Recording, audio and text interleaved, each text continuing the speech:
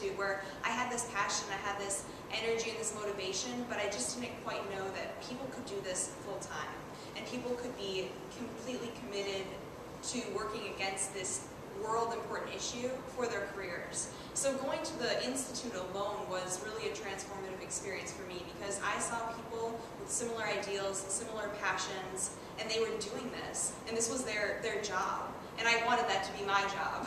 So receiving the internship was an opportunity to see these issues of hunger and poverty on a level that I had never yet personally experienced. So for me, while this was an incredible cultural experience, an incredible academic experience, you know, the actual academic work and research that I was able to do straight out of high school with these people who, you know, with PhDs who are used to getting other people doing PhDs or master's work with them. It was really, you know, an incredible experience in all of these ways, but I guess the take-home message for me was, wow, world hunger, you know, these issues of dire poverty are pervasive, and I felt that I needed to really focus on a region in order to be most effective. I felt that it was very important for me to speak the language of the people that I want to work with. I hope to live internationally in the future, and I realized that to be integrated into the communities and working with them and understand their needs and their concerns, I need to speak their language. So from there I began to focus on Latin America, as I had already been speaking Spanish. Since that time, I've had internships in Guatemala and Bolivia as well, working with different NGOs or farmer cooperative groups. I've also spent a summer abroad learning about Amazonian resource management in Brazil. So I guess in this summer, I think I'll be going back to Guatemala and doing a community development project with one of the Mayan communities. So I guess for me, this was really a catalytic experience, and this really shaped the past 4 years of my life. For me to be back here today, it's very special, because this was 4 years ago that I was here. But I guess my message, you know, my final message to give you, you know, I've done a lot of things since this experience, but more than anything, I would say that this is one experience, and everyone is not going to receive it today. You know, each person that is interviewed is not going to receive this experience, but there are millions of other experiences and opportunities. If you only take the first one, only find the first opportunity, or continue to pursue, you know, this line, you'll be successful. So you know, find your passion and follow it. Don't allow one setback to keep you from that. For me, I would say, well, I graduated last spring, so for me, I knew I wanted to go to Iowa State to be an agronomist. That's my current major at Iowa State right now. In Thailand, I was working with plant breeders, and when I had applied for the internship, I thought plant breeding is what I wanted to do for sure. I haven't entirely ruled it out, but after having the opportunity to work with plant breeders, I know that I don't want to work in a lab, and I do like being outdoors more and being able to be on the working with crop production on a larger scale. So I think that's more what I'm going to focus on. So I learned through my internship that I don't want to be in a lab, and you know, it helps you to figure out more what you want to do and focus on. It was such an amazing opportunity to have been an intern. You know, I would agree with both of you. Not everybody will get an internship, but you know, don't limit yourself. If you don't get an internship, continue to find other opportunities. Like I currently work for a greenhouse working with some plant breeding at Iowa State right now, so I am still doing some of that just to keep that option open. So ditto what Steve said. But I'd also just like to add that, you know, when you go to the Global Youth Institute here, you do a lot of talking with other students, you talk with experts, you hear experts talk about all these issues, you hear a lot of talking. But when you go to the when you go do an internship like this, you actually get to do something about it. When I went to Taiwan and I actually started working in the lab and working in the greenhouse,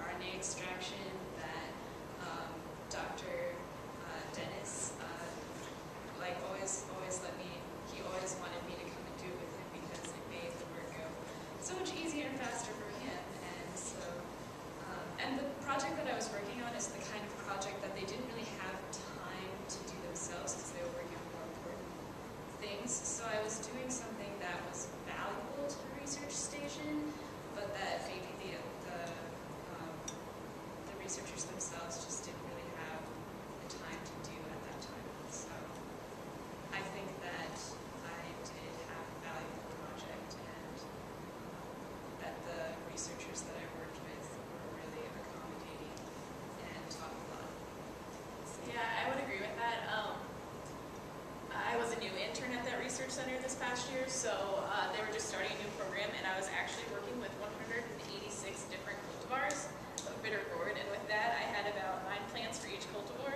So I was working with over it was 1,674 plants that I was observing on a daily basis. And then from that they will complete this trial again, and then they will weed out which genetic lines they want. So I definitely felt that my research had an impact because the 2 doctors I was working with could not do that trial themselves because they were focusing on their own trials. Through that I felt I had a huge impact because I was able to do that work for them so they could focus on their own research.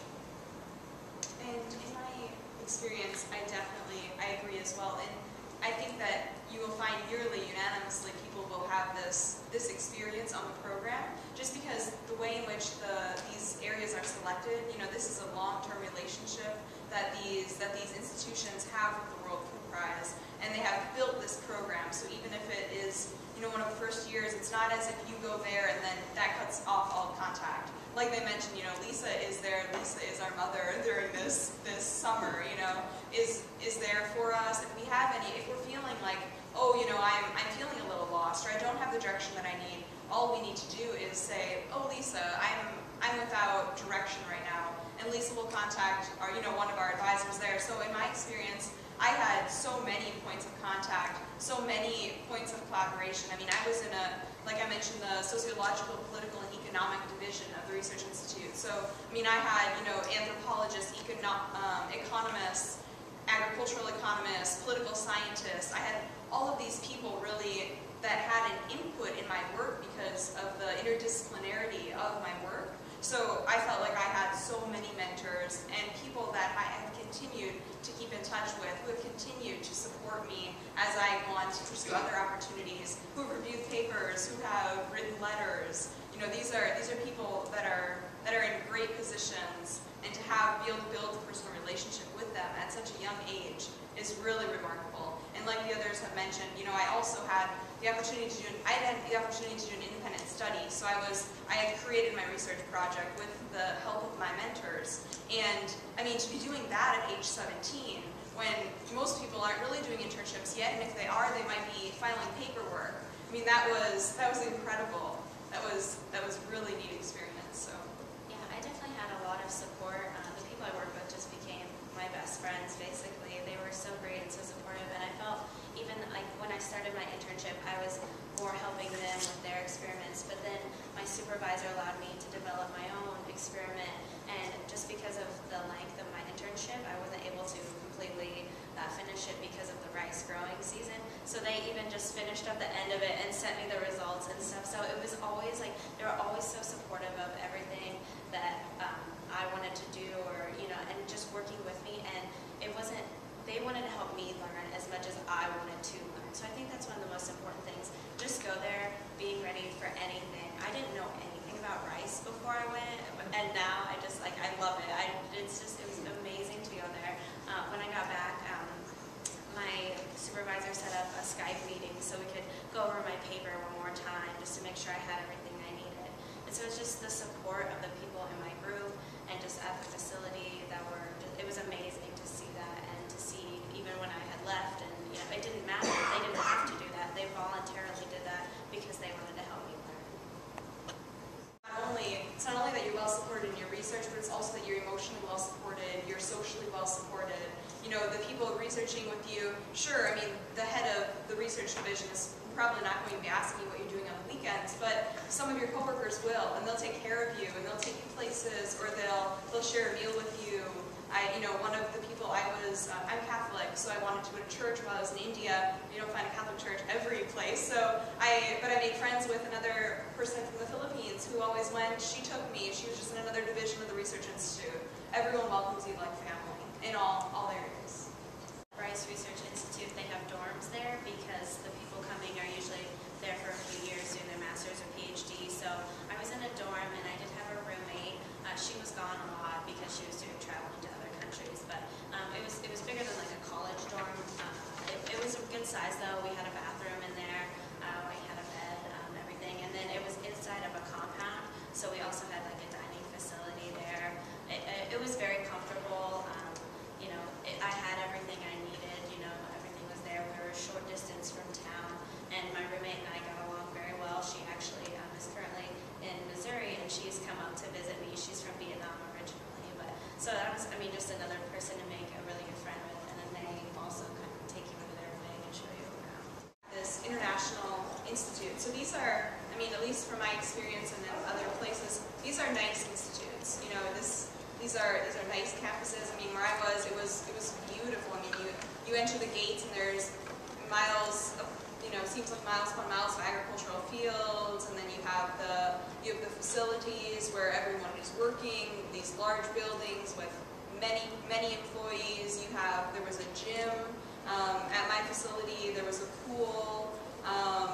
We lived in a kind of dormitorial style as well, where there was a kitchen.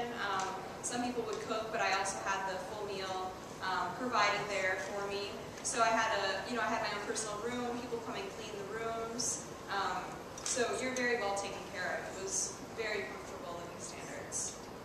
So yeah, I had an apartment just outside of campus, and with mine, it was bigger than a college dorm. It had a bathroom, a balcony. I had a person who would come and clean my room, a person that would do my laundry.